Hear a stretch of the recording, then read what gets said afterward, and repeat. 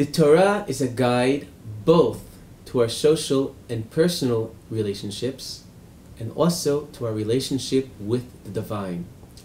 Some see the essence of the Torah as its messages relating to human society.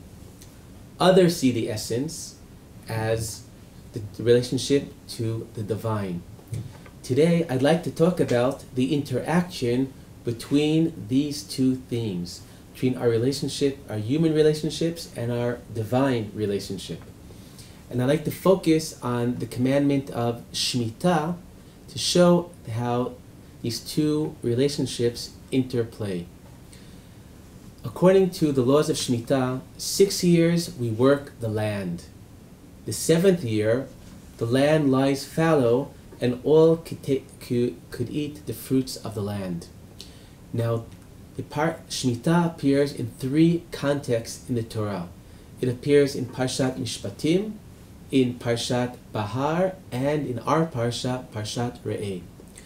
Parshat Mishpatim focuses on the social aspects, Parshat Bahar on the divine aspects, whereas in our Parsha we see the linkage between these two themes. The general topic of Parshat Mishpatim is justice. Parshat Mishpatim spells out the Jewish justice system, but at the end it deals both with Shabbat and with Shemitah. And both of these mitzvot, they focus on the social aspects. Shabbat is a day of rest for your servants and for your animals. And Shemitah, the 7th year, we let go our ownership of the land to allow the poor to partake in the fruits of the land. Going on to Parshat Bahar, the focus becomes the divine religious aspects of the 7th year. Rashi begins his commentary to Parshat Bahar with the famous question, Ma inyan shmita lahar Sinai? What does Shemitah and Har Sinai have to do with one another? Because at the end of Yikra, the Torah tells us that these laws of the 7th year were taught at Har Sinai. Now that would seem to be obvious because the entire Torah was taught in Har Sinai. However, I think the answer to Rashi's question is that the word Shemitah do not appear in Parshat Bahar. Parshat Bahar talks indeed about the 7th year, which Parshat Mishpatim calls Shemitah. But within Parshat Bahar, this 7th year is called Shabbat Ha'aretz, the Sabbath of the land, Shabbat LaHashem. And being the Sabbath of the land, the Sabbath for God, we could understand why this has a lot to do with Har Sinai. At Har Sinai, we forge the covenant with God that we would do the mitzvot and God would give us the land of Israel. So there's nothing more appropriate than to express the covenant on the land by once every 7 years letting the land lie fallow, and by doing that to express our acknowledgement that ultimately the land belongs and was given to us by God. And therefore the focus of Parshat Bahar is religious. The way that we express the covenant with God, and that's why we let the 7th year, the land lie fallow. Ultimately, we reach the 3rd Parsha, Parshat Re'eh. And in Parshat Re'eh, we link together the terminologies of these 2 previous Parshiot. On one hand, in Parshat Re'eh, the 7th year is called Shemitah, which is letting go of your ownership.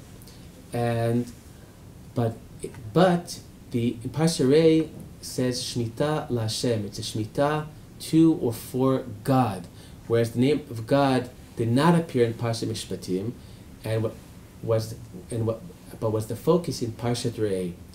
And the message of our Parsha really shows how the human and the divine are interacting with one another. The major law of the 7th year discussed in Parshat Re'eh is that on the 7th year we must relinquish the debts, the loans that we have lent out to other people. to allow the lower socioeconomic strata in society to get a new start. Now, certainly the message of forgiving loans in the 7th year is a social human message, an acknowledgement that to have more equality in society, to give people a chance to break out of patterns of debt. We have to find a way, at least once in 7 years, to give people a new beginning. However, so much of what surrounds the legislation focuses on our relationship to the divine. That the Torah reminds us that this law is taking place in the land that God gave to us.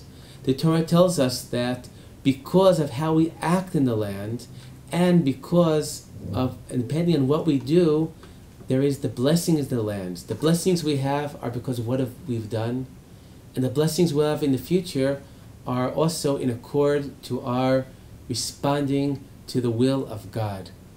Now, here I think what this teaches us is that the impact of the divine on the human and human relationships is not merely that God told us to do this or that, and as a result we are doing better things than we might have done otherwise.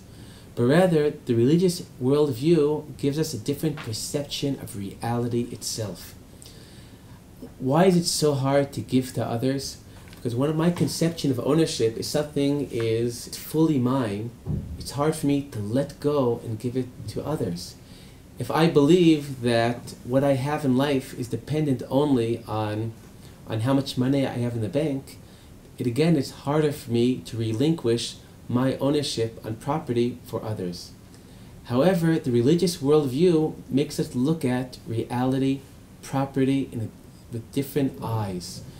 When the Torah teaches us, realize the land, it's not yours. You may have the use of the land now, but ultimately the land was given to you by God, and every 7 years, when we return the land to God, we realize that ultimately the land is connected to God.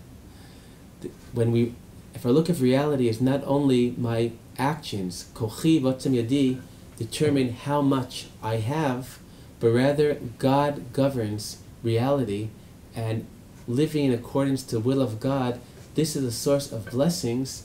I realize that my generosity to others is not exclusively at expense to myself. So I believe this is a very significant message, to realize that belief in God is not merely telling us that there is He that commands us, but rather we look at reality differently, and that's what helps us be better people. Shabbat Shalom.